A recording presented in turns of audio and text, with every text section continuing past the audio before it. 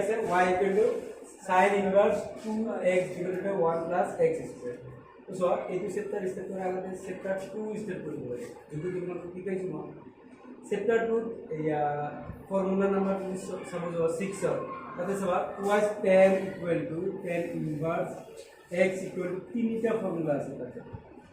তারে কোনটা এটা সব যদি এটা থিটা দিবি বা x দিবি তারে কোনটা এটা এনেকো আছে 2 tan inverse x মানে কি লিখব পারো sin inverse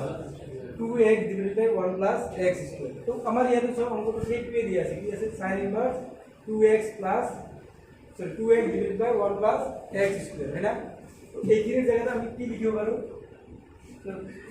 কি লিখব পারো 2 tan inverse x লিখব tan inverse x লিখব ব্যাপারটা হচ্ছে এটা জাস্ট তোমাদের সেটা 2 পয়সা যে 2 tan inverse x তার ফর্মুলা তিনটা হয় তার sin অফ যদি চেক করি তো কি হয় 2x divided by 1 plus x square এবার সব এতে কি আছে ডিফারেন্সিয়েটিং করব differentiate both side with respect to x এতে কি হবে dy by dx এতে 2 কনস্ট্যান্ট উড়াই আহে তো কি লিখি dx of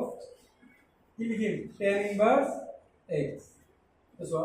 এই এক্সারসাইজে কোন তার উপরে ফর্মুলা দিয়া আছে dx